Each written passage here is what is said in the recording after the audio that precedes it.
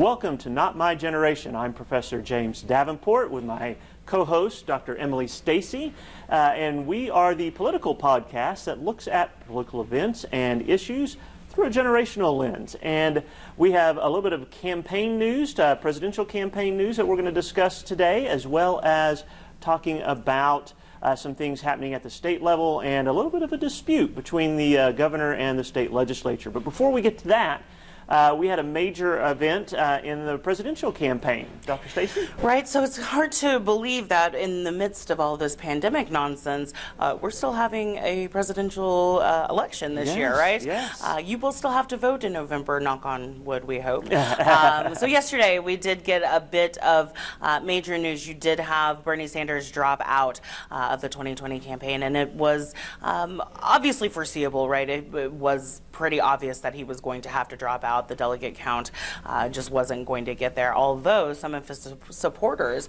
are holding out hope because his name does appear on the ballots going forward in the primaries that they can make an argument at the convention now in August that he may be able to clinch the nomination that way, which is, you know, spurious at best. But so never Bernie give up hope, right? Exactly, right? So Bernie Sanders did drop out of the race, and again, I think a lot of folks were kind of curious as to, you know, why he was holding on so long to begin with. In fact, he had a pretty heated exchange with Whoopi Goldberg just last week on The View. He appeared and was interviewed, and she really pushed him about why he wouldn't just drop out and endorse Joe Biden, because things were, you know, the writing was on the wall at that point as well. And so that kind of became viral last week, and, you know, fast forward to the middle of what is being called the worst week for COVID-19 and the coronavirus, Bernie Sanders deciding to bow out pretty gracefully, very quietly yesterday. So interesting news. So that does clear the path to the nomination for Joe Biden. Pretty much what we called at least since February, whenever it became pretty clear that Joe Biden was going to be the one to mop up the minority vote. Right. I think, you know, Sanders in the election since Super Tuesday has seen the Biden really consolidating support, not just amongst Democratic Party insiders, but amongst Democratic voters. Right. And so he has not fared well in some of those subsequent elections, which I think was putting pressure on him to kind of bow out. Yeah, I agree. And so now you do have a subset of Bernie Sanders supporters who are hashtag never Biden. And so it does remain to be seen if they will spoil the vote, per se, come November. So the idea here would be to vote for a third-party candidate, although we don't have a very prominent Jill Stein or Gary Johnson figure as we did in 2016. So either they will just simply stay home, or they could throw a vote to Donald Trump. Very interesting politics. And we have seen, interestingly enough, there is this weird kind of connection between Sanders voters and Trump voters, right? There is a group of them that kind of overlap, right? And so that will be interesting to watch how that plays out. This obviously, if they are committed to not supporting Biden, that does not bode well for the Democrats in the general election. And so I'm sure Biden's going to be doing everything he can to try to bring those people on board and make peace. Obviously, that's what nominees do when there have been a contentious primary. But this is going to be interesting to see how that plays out. Yeah, you've got some very vehement supporters out there who are just simply unwilling to go to Biden. I've seen hashtags like burn the Democratic Party down. And it may not have mattered whether it was Biden or some other candidate, right? I mean, these are folks that are loyal to Bernie Sanders. It's almost like a dyed in the wool, if you will, cult of personality. Trump has a similar types of voters, right? And so that it doesn't matter what is going on; they are going to stay true to their candidate. So, so this is going to be interesting to watch this all play out over the next several months. And of course, with COVID-19, we have controversies about, our state's going to postpone elections, our state's going to do that. We've seen a little bit of contention in that, right? Some lawsuits going forward, all sorts of things happening. So this This is going to be a crazy, it Yeah. already has been a very interesting election year. It I has think been. it's just going to be even crazier. Yeah, the photos, just to kind of piggyback on that, the photos from Wisconsin Right. earlier this week where folks were told that their absentee balloting was not going to count after the election and that they had to vote in person. Just seeing the social distancing, the masks, the gloves, you know. Yeah, and I Interesting. think states are going to be looking for options, you know. Yeah. Now, in Oklahoma, you can vote absentee. Yes, It for does- convenience. Important to note, if you Yeah. want to vote absentee in Oklahoma, you do have to have your ballot notarized, Yes. so you need to give yourself time to do that. We do also have early voting, Yes. and so our state, these has some ways of mitigating Yes, lots of people thankfully. congregating at Right. one time. And so I wouldn't be surprised if we see a lot more absentee votes. Yeah. And you do not have Agreed. to have in Oklahoma, you do not have to have a specific reason for voting absentee. Yes, right. Some states require you to have some reason for not being able to show up at the polls. Oklahoma doesn't require that. Yeah, it's a good thing. All right, so let's shift gears to our state and Yes. COVID-19. So you've had some pretty major upsets this week in terms of our legislative session, which came back on Monday. Right.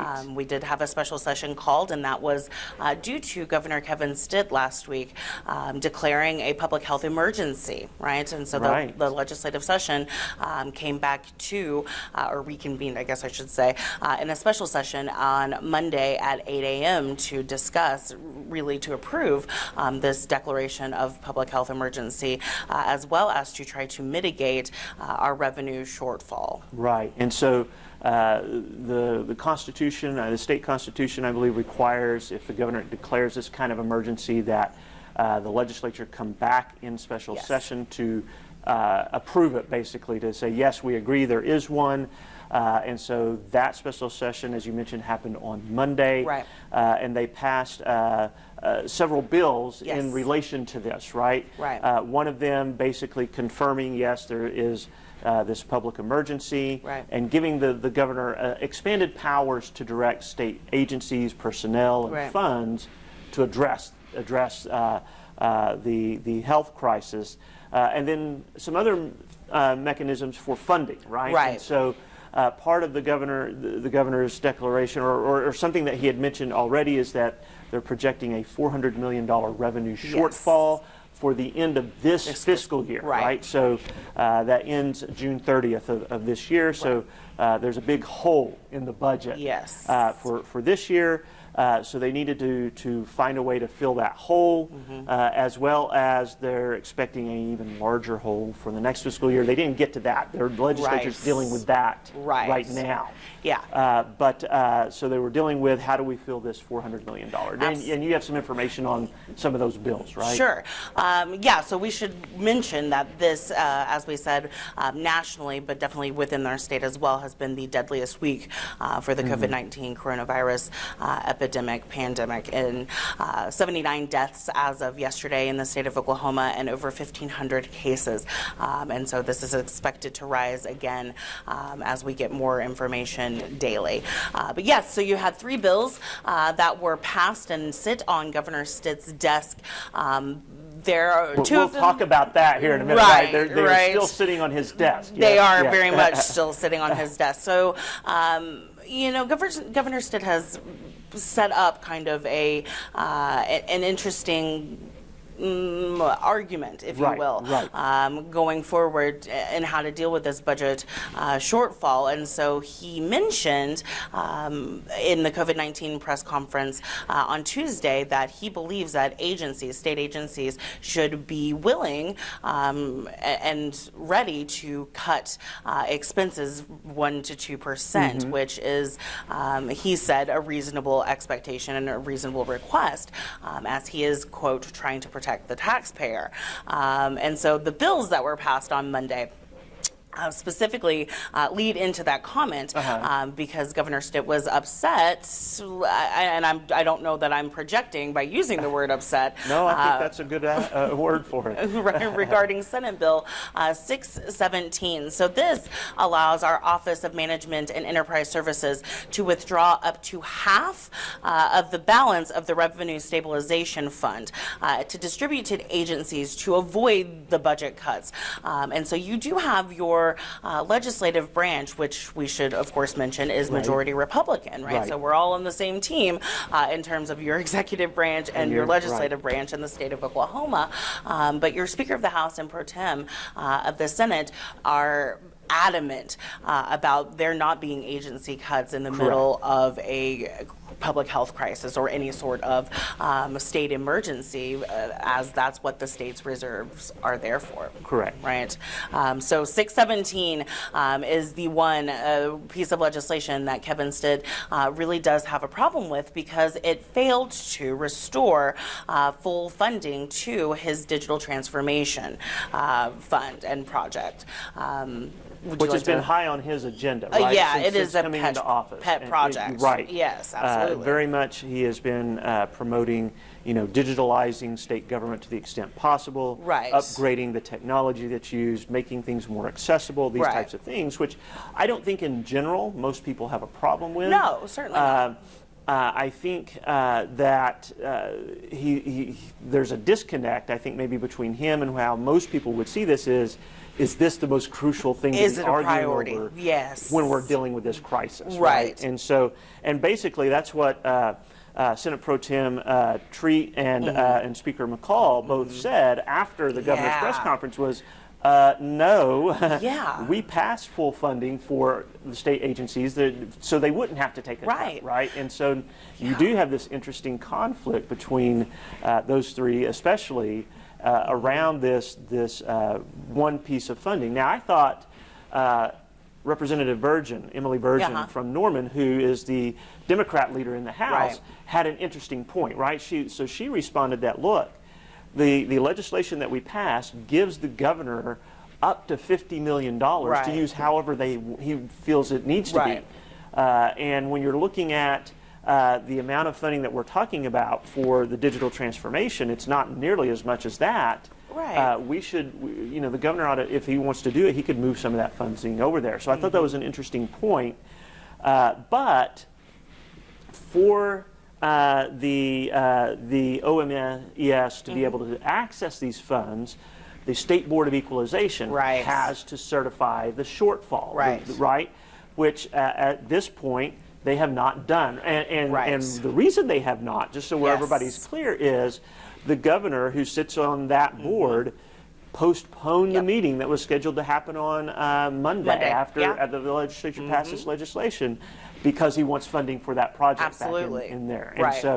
And so the reason these bills are still sitting on his desk is they need the State Board of Equalization to act, and the governor has yet to call a new meeting for that to occur. Right. So that obviously begs the question, does Stitt have the support of his legislative branch? And it would seem that's a good question. that he does not. You're not going to call a Board of Equalization meeting to certify that shortfall unless you know or have come to some sort of compromise in that legislation in terms of funding. And I think, I don't remember if it was Speaker McCall or Senator Treat, but one of them made the point that these bills were passed with veto-proof majorities. That was McCall, yeah. He's like, Speaker McCall got very feisty in that press release. So this was very interesting that there's not any concern about, listen, Governor, we put these on your desk. Our expectation is you're going to sign them and move forward. Right. And we're not asking, right? This is what's going to happen. This was not a negotiation. Kevin Stitt believes it is. A little bit of conflict there. Yeah. So this is going to be interesting to see how this plans out. I think the governor is in a tight spot on this. I think at the end of the day, because McCall's right. I mean, these were almost unanimous as far as the votes go, right? That's difficult to do in the state. Absolutely. And so what was interesting was there was a great deal of bipartisanship going on, and great deal of cooperation between the majority floor leader Eccles and the Democrat leader Representative Virgin in moving this stuff through and happening in the House, and similar stuff going on in the Senate. This stuff was the Senate, I think, if I understand, didn't really take much time at all. It was like, boom, yep, we're there, we're going to pass this. Yeah, we expected, I was following Trey Savage on Non-Doc and the conversation in the Senate, and his tweets were just back to back to back. He really expected there to be some sort of at least debate and deliberation over 617, and they passed it without any questions. Right. So it's a very interesting time for sure. Interesting points where you find conflict that you wouldn't expect to find conflict. We have, as you mentioned, rising numbers, and those should be expected in the sense that as more people get tested, we're going to find that more people have it and such. And that means, unfortunately, more people are going to get very ill, and some people are going to die as a result. And so none of this should be surprising, even though it is disheartening, and even though it can be, and for the families that are impacted, it is devastating. Absolutely. And so we have all of this playing out, and this seemingly innocuous kind of technology program is holding the government hostage almost to being able to move forward. Absolutely.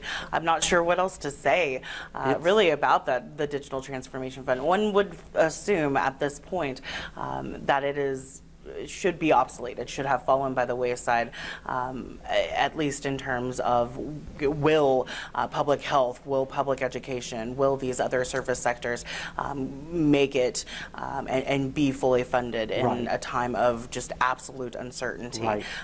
And so it does become very questionable as to why we are holding up the state's budget just for this. Right. Yeah. And I think, again, that's going to be the question that Stitt's going to have trouble answering, right? I just think that's problematic. You will hear mentioned, and this is just kind of an educational note. I am an educator, so sometimes I do that. But there are two funds that are discussed, right? So you have the Constitutional Reserve Fund, what we traditionally call the Rainy Day Fund, and then the Revenue Stabilization Fund. And so the Rainy Day Fund has monies in it that are drawn to put, some of them were to put back into the Revenue Stabilization Fund. Those were, OMS was going to pull some of those out, and then that money to make these agencies whole. So you have these two funds that they're moving monies from and to in order to address this crisis. And so if you hear those two different words, it's because there are actually two big funds that they're pulling from in order to do this. But as we mentioned, you need that Board of Equalization. So, and my understanding is the governor has 5 days. 5 days. So if these appeared on his desk Monday, so next Monday at the latest, right? That would be 5 business days to sign those, or they're back at the drawing board. And I don't think the legislature would be happy about having to come back. Yeah, agreed. It'll be an interesting next 3 business days, won't it? It will. All right. Well, that's a wrap for today. Next week is tax day. So we're going to be talking about taxes next week and all the interesting things you might want to know about that, as well as tax impact as part of some of the legislation at the federal level. So be back here with us next week, and we're glad you were with us today.